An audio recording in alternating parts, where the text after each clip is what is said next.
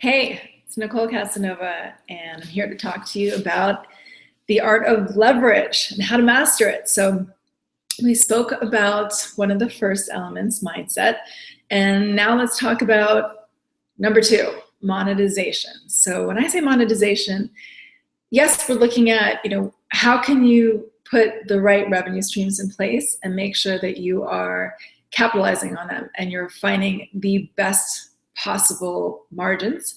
But there's other elements of looking at like monetization. So how are you structuring the business to provide? Is it providing for you as well? So one of the things that we do, I have an ease, grace, and profits test. And so we take a look at two things. We kind of take the top part and we look at the business in terms of, first we look at you and what's your contribution? How do you actually want to play in this world?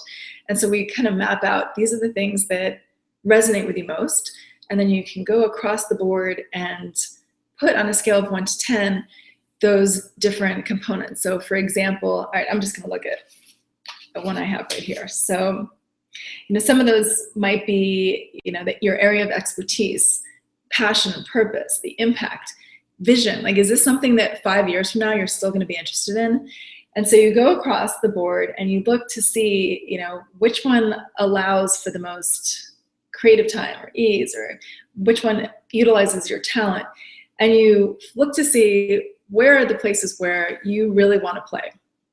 And then we take a look at the actual business and we look to see how can we marry these two. We'll look at the different revenue streams. So for example, if you're wanting to, let's say you're an internet marketer and you're wanting to create a next product, how big an audience do you need to sell that one piece? If you were to do another program, could you leverage your time in a way that you have much, much, much higher margins?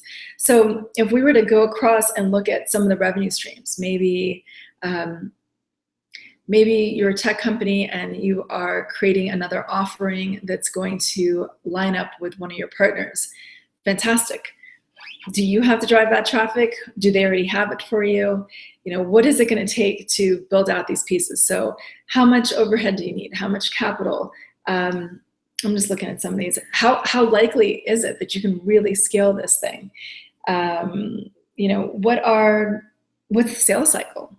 It could be fantastic, but if we're going to go and close the whales, those A's that are going to take forever, how long will that be? And are those, is it all government contracts?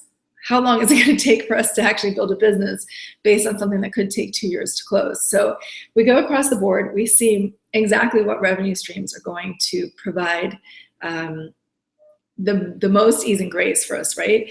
And then we compare the two so that we see, are we working at what we really want to be playing at? So are we actually contributing in the way we want? And then is the business actually contributing to us? So when those things are off, we look to see how can we make them line off more. So that's an example of one of the ways that you can look at monetization. You can also go across the board and look at every single way that you're driving revenue today and see how best you can optimize it. Is there a way that you can maybe let go of the things that aren't serving you?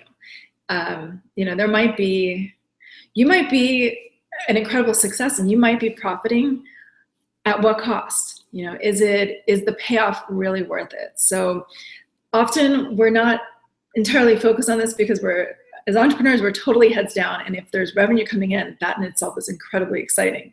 And it's really a matter of looking at, as we grow the business and as we really scale, what's going to create the most ease and grace. Big fan of ease and grace. So that's the second part, monetization. That is one of the keys to mastering the art of leverage.